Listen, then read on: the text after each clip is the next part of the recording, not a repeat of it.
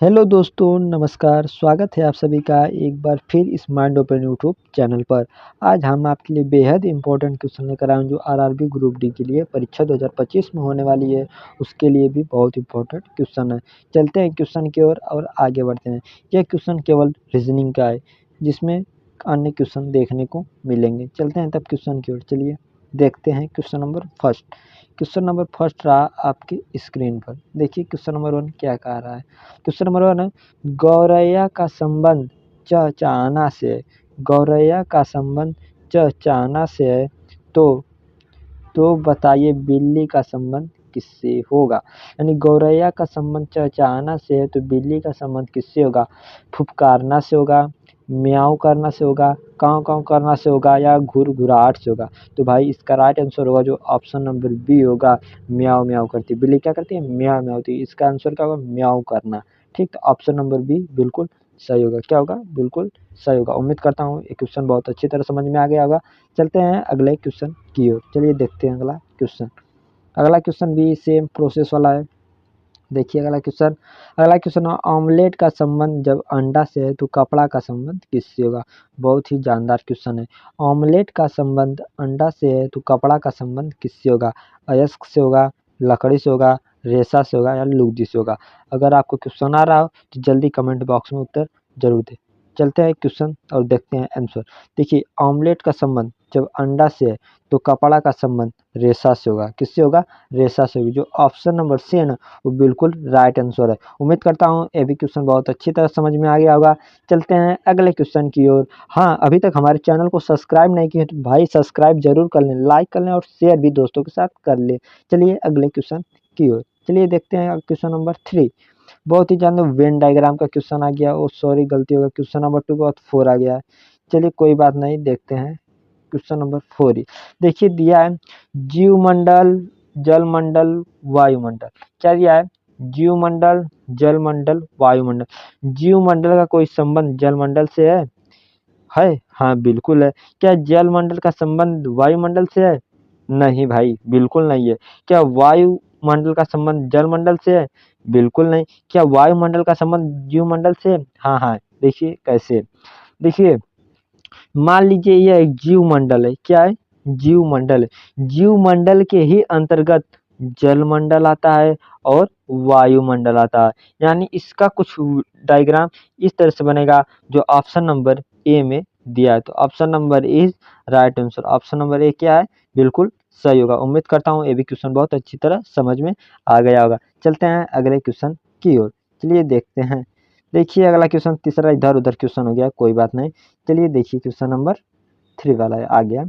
देखिए क्या करा है, ताजमहल का संबंध जब आगरा से है। ताजमहल का संबंध जब आगरा से है तो पुराना किला का संबंध किससे होगा।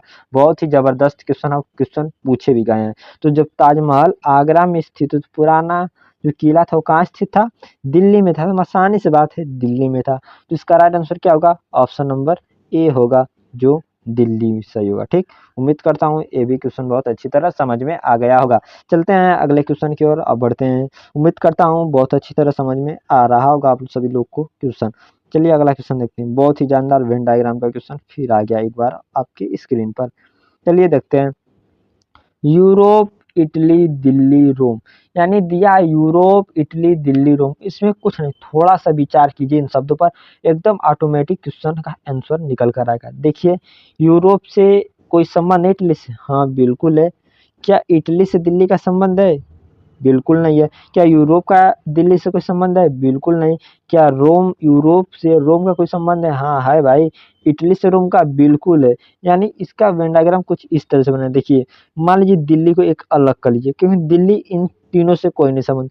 रोम जो है वो इटली का क्या है, मान लीजिए ये रोम है। रोम के अंतर्गत इटली आता, और इटली के ही अंतर्गत, इन सभी के अंतर्गत ये यूरोप आता है। यूरोप के अंदर इटली पड़ता है और इटली के अंदर रोम आता है, और दिल्ली जो है ना वो अलग रहेगा क्योंकि इनमें नहीं पड़ता है। तो ऑप्शन नंबर ए में दिया है जो बिल्कुल सही होगा। उम्मीद करता हूँ ये भी क्वेश्चन बहुत अच्छी तरह समझ में आ गया होगा। तो ऑप्शन नंबर ए बिल्कुल सही है। ठीक, अगला क्वेश्चन की ओर बढ़ते हैं। चलिए अगला क्वेश्चन देखते हैं कैसा है। अगला क्वेश्चन भी बहुत ही जबरदस्त है। देखिए बर्तन दिया है, मग है, कैलकुलेटर है। थोड़ा सा विचार कीजिए इन सब, थोड़ा-सा विचार। बर्तन का संबंध मग से है, हाँ बिल्कुल है, क्योंकि मग भी कोई बर्तन ही है, ठीक? बर्तन तो बर्तन है ही नाम, पर मग भी एक बर्तन में आती है। कैलकुलेटर, कैलकुलेटर नहीं है क्योंकि ये इलेक्ट्रॉनिक सामान है। क्या है? इलेक्ट्रॉनिक सामान, बिल्कुल अलग है। तो इसका वेन डायग्राम को मान लीजिए ये बर्तन है। क्या है? बर्तन है। बर्तन के अंतर्गत ही मग आएगा। क्या ये? मग है। यानी बर्तन के अंतर्गत मग आएगा और जो कैलकुलेटर है ना भाई वो अलग हो जाएगा। क्या हो जाएगा? अलग हो जाएगा। तो कुछ इसका डायग्राम इस तरह से बनेगा जो ऑप्शन नंबर ए में दिया है, बिल्कुल सही होगा। ठीक, तो ऑप्शन नंबर ए बिल्कुल राइट आंसर होगा। उम्मीद करता हूँ ये भी क्वेश्चन बहुत अच्छी तरह समझ में आ गया होगा। चलते हैं अगले क्वेश्चन की ओर। ठीक, अभी तक हमारे चैनल को भाई सब्सक्राइब नहीं किया तो सब्सक्राइब कर लीजिए, प्लीज़ जाकर सब्सक्राइब कर लीजिए, आपसे निवेदन है। ठीक, चलिए क्वेश्चन नंबर 7 देखते हैं और बढ़ते हैं आगे फिर। क्वेश्चन नंबर 7 है कि जब कसाई का संबंध चाकू से है, कसाई का संबंध चाकू से है, तो ऑप्शन देखिए क्या है? नाई का संबंध हथौड़ा से होगा? बिल्कुल नहीं भाई, नाई तो कैंची लेकर चलाता है, हथौड़ा तो चलाएगा नहीं। क्या बढ़ई का संबंध कैंची से? अरे भाई बढ़ई तो हथौड़ी बढ़ई चलाते हैं, नाई कैंची से, उल्टा कर दिया इसका तो। बिजली मिस्त्री क्या करते हैं? छेनी चलाता है? नहीं, बिजली मिस्त्री जो होते हैं पिलास, पेचकस, टेस्टर, स्क्रू ड्राइवर जो होता है उसका यूज़ करते हैं। क्या शिक्षक चाक का? हाँ भाई, शिक्षक जो होते हैं ना पढ़ाते हैं ना, वो चॉक से ही पढ़ाते हैं। तो ऑप्शन नंबर डी है ना बिल्कुल राइट आंसर होगा। ऑप्शन नंबर डी बिल्कुल राइट आंसर। जो शिक्षक है ना वो चाक का यूज़ करते हैं। ठीक, उम्मीद करता हूँ बहुत अच्छी तरह क्वेश्चन समझ में आ गया होगा। चलते हैं अगले क्वेश्चन की ओर। देखिए अगला क्वेश्चन क्या बता रहा है। वाह! बहुत ही सुंदर क्वेश्चन है। चलिए देखते हैं क्वेश्चन।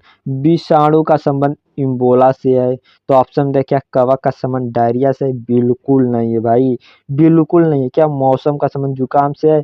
बिल्कुल नहीं है भाई, ये भी गलत है। क्या मच्छर का संबंध पीलिया से है? एकदम नहीं है भाई, ये भी सरासर गलत है। क्या जीवाणु का संबंध प्लेग से है? हाँ, बिल्कुल सही है।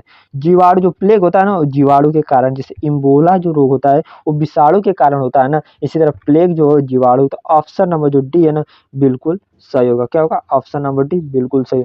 उम्मीद करता हूँ बहुत ही अच्छा तरह समझ में आ गया होगा क्वेश्चन।